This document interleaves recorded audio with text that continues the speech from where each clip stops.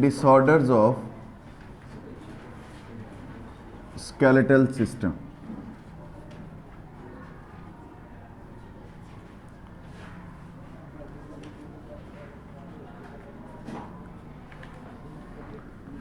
अब बेटे यहाँ पर हम दो डिजीज़ जो हैं वो डिस्कस करेंगे। एक ऑस्टियोप्रोसिस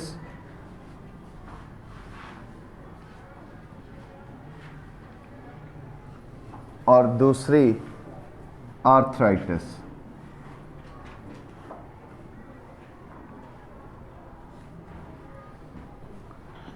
अब व्हाट इज ऑस्टियोप्रोसिस? ऑस्टियोप्रोसिस आम तौर पे हम कहते हैं सॉफ्टनिंग ऑफ बोन्स।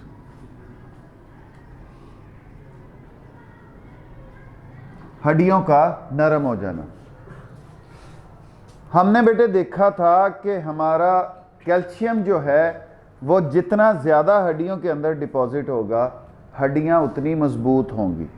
मजबूती से मुराद कि वो टूटने के चांसेस कम हो जाते हैं। लेकिन ऑस्टियोप्रोसिस वो बीमारी है जिसमें हड्डियां नरम हो जाती हैं। अब हड्डियां नरम क्यों हो जाती हैं? उनमें से कैल्शियम निकलना शुरू हो जाता है ड्यू टू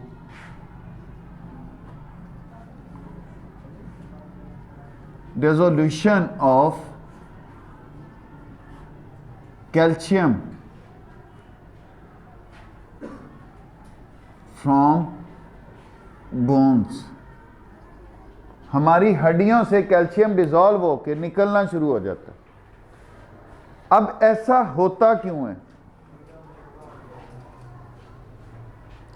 ऐसा होता चंद फैक्टर्स की वजह से। हमारा जिस्म होम्योस्टेसिस चाहता है। जब ब्लड में कैल्शियम कम है तो हड्डियों से कैल्शियम डिसॉल्व होकर ब्लड में शामिल होना शुरू होगा ताकि वो एक नॉर्मल हद तक रहे। और इसी तरह वाइस वर्सा होता है कि अगर ब्लड में ज़्यादा एब्जॉर्ब होके आ गया तो वो हड्डियों में डिपॉजिट होना शुरू हो जाएगा। लेकिन हमारा जिस्म एक ख़ास लेवल तक ब्लड कैल्शियम या कोई भी हमारे जो कंपोनेंट्स हैं उनको रखना चाहता है। अब ऑस्टियोप्रोसिस जो है बेसिकली ये जो डिजीज़ है it is related to old ages. सबसे पहले कि अगर इनटेक भी ठीक है, एब्जॉर्प्शन भी ठीक है, डेपोजिशन भी उसकी ठीक हो रही है तो फिर ये बीमारी होती है बड़ी उम्र की। लेकिन बाकी फैक्टर्स को हम नज़रअंदाज नहीं कर सकते। हम ये नहीं कहेंगे कि ये ओल्ड एज वाले लोग होंगे इसमें शामिल, बाकी इसमें से एक्सक्लूड हो गए, नहीं।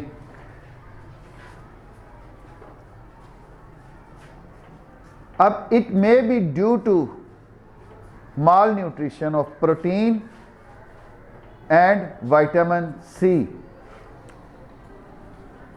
ये माल न्यूट्रिशन की वजह से भी हो सकती है और ख़ास तौर पे प्रोटीन डाइट अगर कम है और विटामिन सी जो है वो कम लिया जा रहा है। Lack of physical activities, sedentary lifestyle जिसे हम कहते हैं कि जब जिस्मानी काम ही कोई नहीं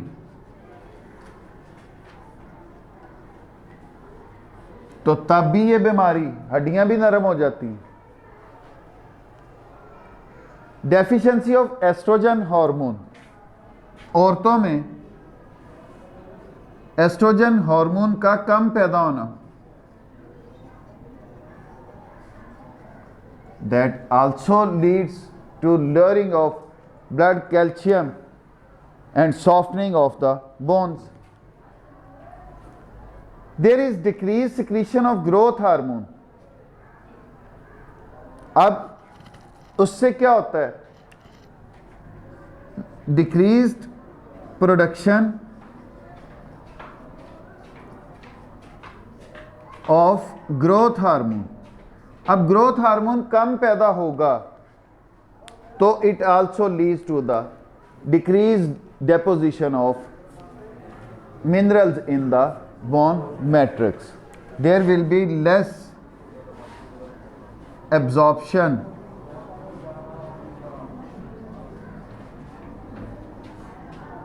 ऑफ मिनरल्स। अब उन्हीं मिनरल्स के अंदर बेटे कैल्शियम भी शामिल है इन बोन मैट्रिक्स। इस बोन मैट्रिक्स के अंदर मिनरल कम डिपॉजिट होंगे तो हड्डियाँ नरम होती जाएंगी, स्पंज टाइप होती जाएंगी, कंपैक्ट लेयर उनकी ख़त्म होती जाएगी, नीचे से वो स्पंजी लेयर जो है वो उसकी बाकी बचेगी। और थोड़ी सी भी चोट लगने पर, थोड़ा सा भी गिरने पर, हल्की सी आपकी फ़िज़िकल एक्टिविटी जो है वो आपकी हड्डी के टूटने का बायस बन सकती है। That is called osteoporosis. अब इसमें ये बिल्कुल आप मुबर्रा नहीं हो कि ये सिर्फ ओल्ड एजेस की है, नहीं, ये भी काज़िज़ साथ हैं। अच्छा जी, सेकंड वन इज आर्थराइटिस। ये जो आइटिस का वर्ड बेटे मैंने आपको बताया था, इसका मैंने एक मतलब भी बताया था, ब्रोंकाइटिस, हेपेटाइटिस, आर्थराइटिस, इन्फ्लेमेशन। तो आर्थ का मतलब जोड़, जॉइंट्स, तो ये क्या होगी डिजीज बेटे? Inflammation of joints.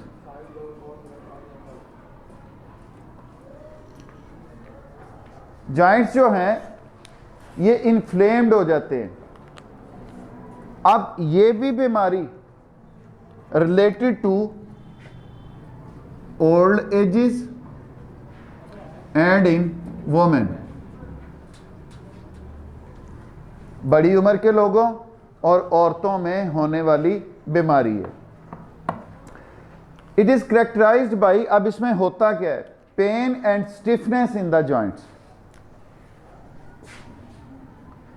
दर्द होगी और जोड़ों का अकड़ाव होगा। Pain and stiffness in the joints, particularly in the weight bearing joints, hip joint, ankle joint, जो वजन बर्दाश्त कर रहे हैं हमारे, उनमें ज़्यादा ये प्रॉब्लम आना शुरू होगा। अब इस आर्थराइटिस का जनरली इलाज क्या है? Pain killer and anti inflammatory medicine के आम तौर पर राफे दर्द अद्वियात,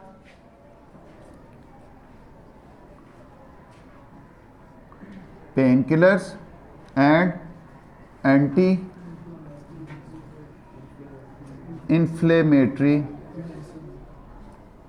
मेडिसिन्स। लेकिन ये भी डिपेंड करती है कि ये आर्थराइटिस हमारे पास है किस टाइप की, क्योंकि आर्थराइटिस जो है ये 3 तरह की हो सकती है। ऑस्टियोआर्थराइटिस,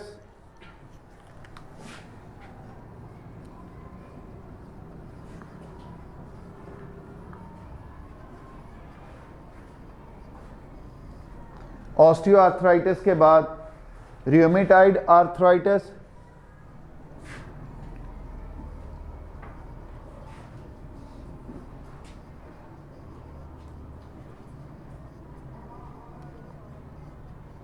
और नंबर 3 गाउट।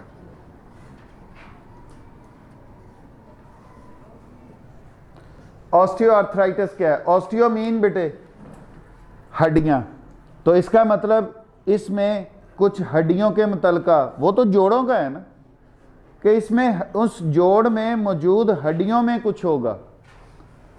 अब इसमें होता क्या है, हमने कहा था जो हमारी लंबी हड्डियां होती हैं उनके एंड्स जो होते हैं वो ज़्यादा स्मूथ होते हैं due to the presence of hyaline cartilage.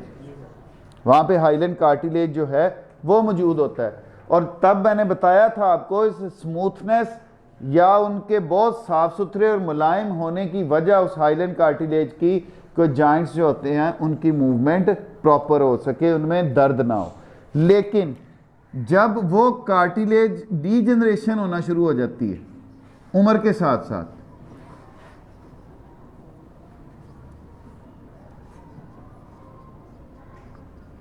उस कार्टिलेज डीजनरेशन होने की वजह से रफ सरफेस हो जाती है उन हड्डियों की।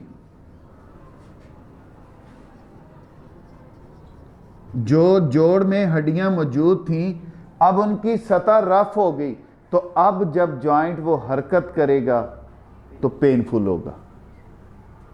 अब वो जॉइंट जो है उसकी हरकत पेनफुल होगी due to the decrease lubricant production at joints. अब वहां पे हर जोड़ में फ्लूइड मौजूद है, वो चाहे ये जोड़ हैं, चाहे ये हैं, चाहे हमारी उंगलियों के हैं, वो एक ल्यूब्रिकेंट के तौर पे काम करते हैं, उसको हम कहते हैं साइनोवियल फ्लूइड। वो हर अब ये जो कार्टिलेज की डीजनरेशन होना शुरू हुई, ये हुई क्यों है? Due to the less production of lubricant. उस साइनोवियल फ्लूइड की प्रोडक्शन कम हो गई, जिसकी वजह से ये कार्टिलेज आपस में रगड़ खाना शुरू हो गया। पहले ये कार्टिलेज डैमेज होगा, इस कार्टिलेज के डैमेज होने के बाद हड्डी जो है वो एक्सपोज हो जाएगी। जब वो एक दूसरे के साथ रगड़ खाएंगी तो फिर वो पेन बर्दाश्त भी नहीं होती, वो जॉइंट जो है वो इमूवेबल हो जाता है, वो जॉइंट हरकत ही नहीं फिर कर पाता, बहुत तकलीफ दे प्रोसेस होता है। In this arthritis, fusion of the bones at joints may occur and joints may become totally immovable. इसमें क्या हो सकती है? Fusion of bones, जो जोड़ की हड्डियां हैं वो आपस में जुड़ जाएंगी। अब उसके जुड़ने की वजह से that results in immovable joints. वो जॉइंट हरकत ही नहीं कर सकेगा, बहुत पेनफुल प्रोसीजर होगा उसके अगर उसको हम हरकत करवाते हैं। Rheumatoid arthritis, inflammation of membranes at joints. Rheumatoid arthritis में क्या होगा? इन्फ्लेमेशन ऑफ मेम्ब्रेन्स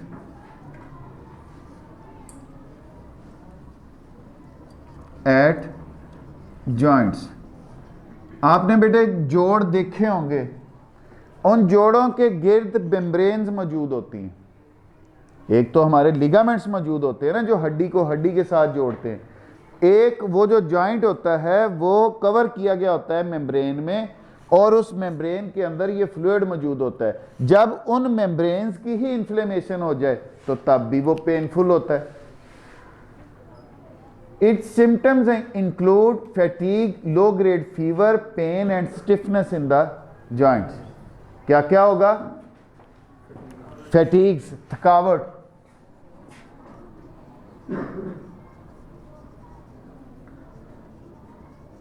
साथ low-grade fever। जब इन्फ्लेमेशन होगी बेटे तब बुखार होने के चांसेस बढ़ जाते हैं।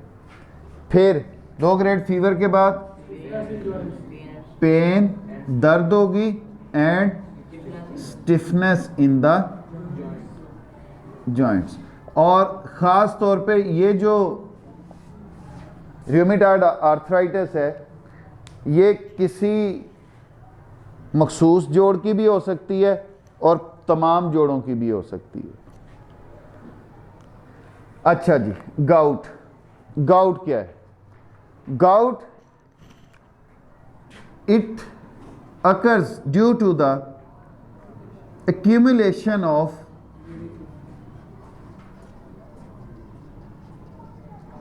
uric acid crystals in the movable joints.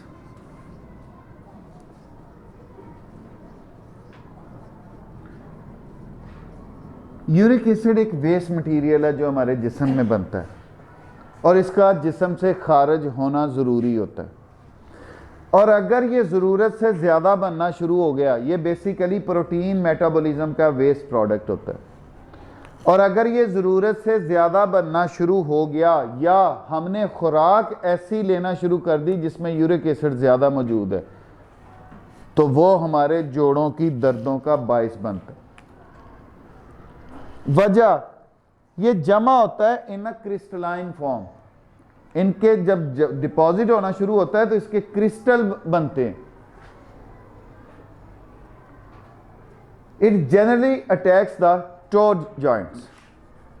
आमतौर पर ये किन पे अटैक करता है? Toe joints. अब क्यों? बेसिकली ये सबसे पहले शुरू होता है छोटे जोड़ों में इकट्ठा होना।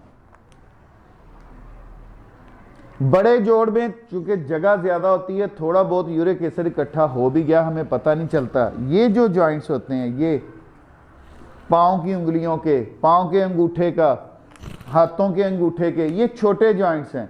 और यहाँ पे जब वो यूरिक एसिड क्रिस्टल्स जमा होते हैं तो फ़ौरन से हमारे दर्द होना शुरू हो जाती है।